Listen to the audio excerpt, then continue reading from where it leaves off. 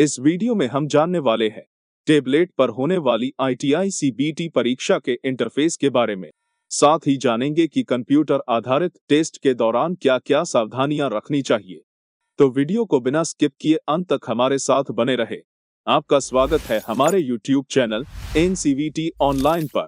तो आइए सबसे पहले ITI CBT परीक्षा के इंटरफेस को समझते हैं।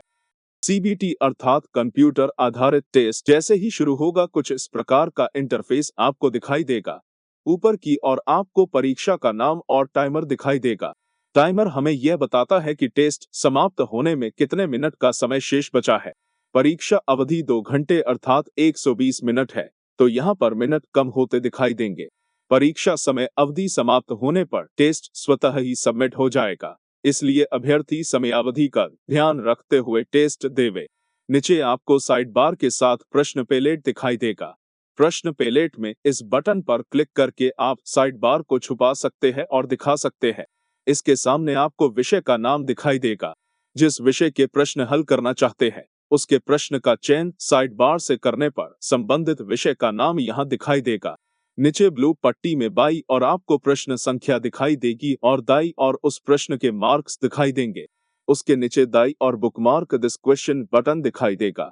इस बटन के द्वारा किसी भी प्रश्न को बुकमार्क किया जा सकता है। बुकमार्क से तात्पर्य है कि वह प्रश्न जिनका जवाब आप बाद में दोबारा बदलना चाहते हो। बुकमार्क बटन के नीचे आपको अंग्रेजी तथा आपकी भाषा में प्रश्न दिखाई देगा, जिसके 4 विकल्प A, B, C, D क्रमशः नीचे दिखाई देंगे। प्रश्न को ध्यान पूर्वक पढ़कर सही विकल्प का चुनाव करें। आप यदि प्रश्न को बुकमार्क करना चाहते हैं तो बुकमार्क दिस क्वेश्चन बटन का चयन करें, और यदि प्रश्न का जवाब सबमिट करना चाहते हैं तो नीचे दिए गए नेक्स्ट बटन पर क्लिक करें। नेक्स्ट बटन पर क्लिक करते ही उस प्रश्न का रंग हरा हो जाएगा और अगला प्रश्न प्रदर्शित होगा। यदि आप प्रश्न को जवाब के साथ बुकमार्क करते हैं तो प्रश्न का रंग लाल हो जाएगा और अगला प्रश्न स्क्रीन पर प्रदर्शित होगा। साथ ही यदि आप बिना किसी जवाब के बुकमार्क करते हैं तो प्रश्न का रंग नीला हो जाएगा और अगला प्रश्न स्क्रीन पर प्रदर्शित होगा। प्री क्वेश्चन बटन पर क्लिक कर पीछे वाले प्रश्न पर जाया जा सकता है। अब साइड बार को समझते हैं। साइड बार में सबसे ऊपर टेस्ट समरी दिखेगी।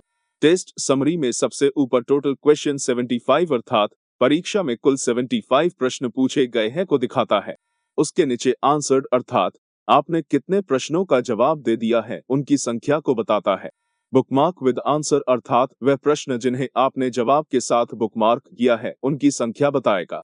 बुकमार्क नॉट आंसर अर्थात वह प्रश्न जिन्हें आपने जवाब दिए बिना बुकमार्क किया है की संख्या बताएगा। नॉट आंसर्ड अर्थात वह प्रश्न जिनका अभी तक आपने जवाब नहीं दिया है उनकी संख्या को बताएगा।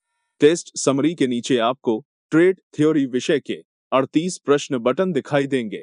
ट्रेड थ्योरी के नीचे वर्कशॉप साइंस एवं कैलकुलेशन विषय के 6 प्रश्न बटन दिखाई देंगे। वर्कशॉप साइंस एवं कैलकुलेशन के नीचे इंजीनियरिंग ड्राइंग विषय के 6 प्रश्न बटन दिखाई देंगे।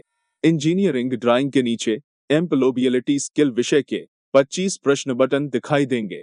किसी भी प्रश्न बटन पर क्लिक कर किसी भी विषय के किसी भी प्रश्न पर नेविगेट किया जा सकता है। यदि आपने सभी प्रश्नों का जवाब दे दिया है और आप टेस्ट को सबमिट करना चाहते हैं तो टेस्ट शुरू होने के 1 घंटे के बाद में ग्रीन कलर के डन बटन पर क्लिक कर टेस्ट सबमिट कर सकते हैं। जैसे ही डन बटन पर क्लिक करते हैं यह पेज प्रदर्शित होगा। यहाँ टेबल में जवाब दिए गए प्रश्नों की संख्या और जवाब नहीं दिए गए प्रश्नों की संख्या प्रदर्शित होगी। यहाँ से आप टेस्ट पर वापस भी लौट सकते हैं और जवाब बदल सकते हैं।